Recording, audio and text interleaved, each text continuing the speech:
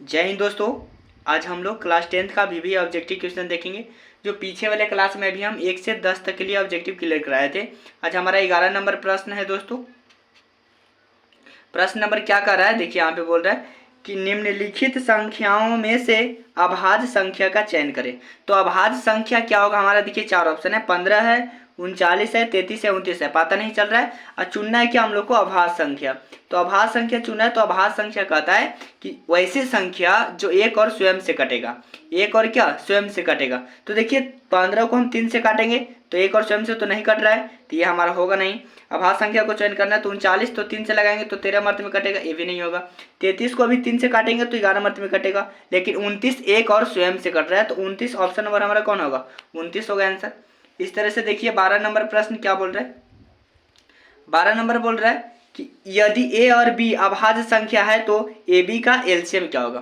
देखिए अभाज्य संख्या का एलसीएम पूछ रहा है, तो एलसीएम का मतलब होता है लसा। तो देखिए ए और बी का अभाज्य संख्या है, तो फिर ए बी का क्या लसा पूछ रहा है। तो अभाज्य संख्या हमारा क्या ए है, फिर लसा पूछता है, तो दूसरी संख्या क्या बी है, तो ए में बी से गुना करेंगे तो क्या होगा ए बी। तो ऑप्शन नंबर कौन सा होगा, सी। इस तरह से निकालेंगे। ऐसे भी हम बोल सकते हैं कि यहाँ पे देखिए अभी एलसीएम पूछा ना, आगे क्वेश्चन आएगा तो फिर एचसीएफ पूछेगा, तो एचसीएफ पूछेगा अभाज्य संख्या क्या। तो इस पर देखिएगा कैसे बनाएंगे हम लोग। इस तरह से हमारा 13 नंबर प्रश्न क्या है, देखिए 13 नंबर प्रश्न बोल रहा है कि एक अशून्य परिमेय और एक अशून्य परिमेय और अपरिमेय संख्या का गुणनफल क्या होगा। अब यहाँ पे देखिए क्या बोल रहा है, अशून्य। अशून्य का मतलब क्या होता है, शून्य नहीं। अशून्य का मतलब शून्य नहीं। तो जैसे देखिए हम ले लेते हैं शून्य नहीं, तो 1 2 3 4 कुछ ले सकते हैं। तो परिमेय संख्या हम ले लेंगे 2, और फिर क्या चुना है, तो अपरिमेय संख्या। तो अपरिमेय संख्या क्या होता है, रूट में से बाहर जो नहीं निकलता वो अपरिमेय संख्या होता है। तो दोनों का गुणनफल क्या बनेगा, अपरिमेय ही बनेगा। तो हमेशा क्या होता है, अपरिमेय ही होगा। अब इस तरह से आगे नंबर क्वेश्चन है 14, जो क्या बोल रहे हैं, देखिए ये बोल रहा है फिर कि निम्न में कौन अभाज्य संख्या है। तो अभाज्य संख्या हम पहले ही बता चुके, अभी थोड़ी देरी पहले अभी बताएं कि अभाज्य संख्या वैसी संख्या होती है जो एक और स्वयं से कटेगा। देखिए 91 है, जो 3 से लगाएंगे तो कितना, 7 से लगाएंगे तो 13 मर्त में कटेगा। 213 3 से कटेगा, 41 नहीं कटेगा, किसी अंक से नहीं, एक और स्वयं से कटेगा। तो ऑप्शन नंबर कौन होगा, सी। इस तरह से 15 नंबर प्रश्न क्या बोल रहा है। 15 नंबर बोल रहा है कि दो संख्याओं का गुणनफल 8670 है और इसका एचसीएफ दिया हुआ है, तो एलसीएम पूछ रहा है। तो देखिए एलसीएम पूछ रहा है, तो एलसीएम बराबर क्या होता है, दोनों संख्याओं का गुणनफल। तो दोनों संख्या कितना है, 8670 है, तो 8670 को लिखेंगे और बटे मासा हो जाएगा, एचसीएफ होगा। तो एचसीएफ कितना है 17, तो 17 को लिखेंगे। देखिए 17 से काट रहे हैं, 17 5 85, 86 तो 85 लगेगा, हाथ से लेके बचा। तो इस 17 होगा, 17 एकम 17 एगो 0 माने 510। एलसीएम बराबर क्या हो जाएगा, 510। ऑप्शन नंबर कौन सा होगा, ऑप्शन नंबर ए हो जाएगा। इस तरह से आगे हमारा प्रश्न क्या है, देखिए आगे प्रश्न क्या बोल रहा है, ये बोल रहा है कि निम्नलिखित संख्याओं में से परिमेय संख्या को पहचान करें।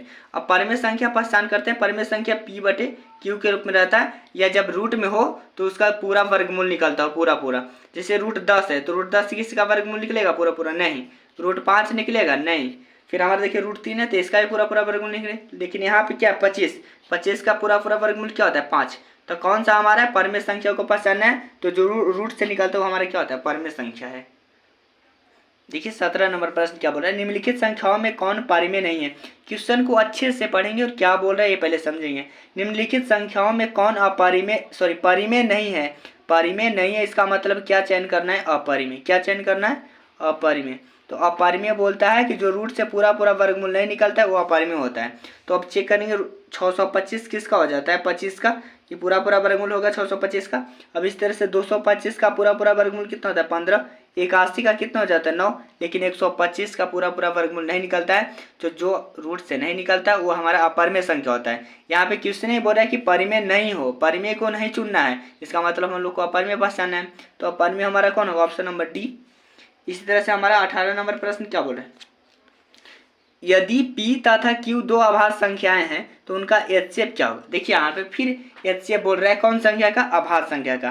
तो अभाज्य संख्या का जब भी एचसीएफ पूछे ना तो एचसीएफ 1 होता है। कितनों संख्या रहे, अभाज्य संख्या का एचसीएफ 1 होता है। तो कौन होगा एचसीएफ, ऑप्शन नंबर कौन सा होगा, बी। इस तरह से 19 नंबर प्रश्न क्या बोल रहा है, सबसे छोटी अभाज्य संख्या और सबसे छोटी भाज्य संख्या। देखिए सबसे छोटी अभाज्य संख्या और सबसे छोटी भाज्य संख्या का गुणनफल बताना है। तो सबसे छोटी पहले अभाज्य संख्या कितनी, अभाज्य संख्या पहचाना है तो सबसे छोटी अभाज्य संख्या 2 होता है। अब फिर क्या बोलना है, सबसे छोटी भाज्य संख्या, तो सबसे छोटी भाज्य संख्या कितनी होती है 4। अब दोनों का गुणनफल था तो गुना कर दिए, तो 2 का 4 और पढ़िए, 4 का 2 और पढ़िए, कितना होगा 8। तो ऑप्शन नंबर कौन सा होगा, ऑप्शन नंबर डी होगा। इस तरह से इस प्रकार के क्वेश्चनों को ऐसे बनाएंगे हम लोग। अब इस तरह से 20 नंबर प्रश्न देखिए क्या बोल रहा है। 20 बोल रहा है कि 4 माइनस रूट 3 क्या है, एक विषम संख्या है, परिमेय संख्या, अपरिमेय संख्या सभी, ये आपको पहचानना है। तो देखिए अब क्या हो रहा है हमारा, देखेंगे कि 4 है तो 4 तो रूट से बाहर थी, परिमेय संख्या है, लेकिन यहाँ पे क्या है रूट 3 अपरिमेय संख्या है। तो देखिए अपरिमेय संख्या, परिमेय और अपरिमेय संख्या का जोड़ अपरिमेय होता है, अब परिमेय और अपरिमेय संख्या का घटाव अपरिमेय होता है। तो यहाँ पे घटाव है ना, परिमेय और अपरिमेय का घटाव क्या होता है, हमेशा अपरिमेय होता है। इस तरह से लगाएंगे। अब यहाँ पे देखिए 21 नंबर क्वेश्चन क्या बोल रहे हैं, निम्नलिखित में कौन सी संख्या अभाज्य संख्या, फिर अभाज्य संख्या आया। तो अभाज्य संख्या हम क्या बताएं कि वैसी संख्या जो एक और स्वयं से कटे। 69 कटेगा कितना से, 3 से लगाएंगे तो कट जाएगा। फिर 61 कटेगा कितना से, 61 कटेगा कोई अंक से नहीं, और तो ये नहीं कटेगा, जो नहीं कटेगा एक और स्वयं से कटेगा, ये हमारा अभाज्य संख्या होगा। 48 भी 3 से कटेगा, 35 5 से कटेगा, तो ये सब कोई नहीं होगा। 61 है जो हमारा एक और स्वयं, एक ही से, एक और खुद से कट रहा है, तो यही हमारा अभाज्य संख्या होगा। 22 नंबर प्रश्न क्या बोल रहे हैं, 22 बोल रहा है कि 2 या 2 से अधिक अभाज्य संख्याओं का एचसीएफ निकालना है। देखिए फिर अभाज्य संख्या आया, तो अभाज्य संख्या का एचसीएफ क्या होता है, अब ये बताएं कि अभाज्य संख्या का एचसीएफ पूछेगा तो क्या होगा, 1 होगा। तो ऑप्शन नंबर कौन होगा, बी होगा। इस तरह से देखिए यहाँ पे क्या बोला, फिर आगे क्वेश्चन है आपका 23 नंबर। ये बोल रहा है कि 1.31131111113 डॉट डॉट डॉट, इसका कोई अता पता नहीं है कि कहाँ जाएगा नहीं जाएगा।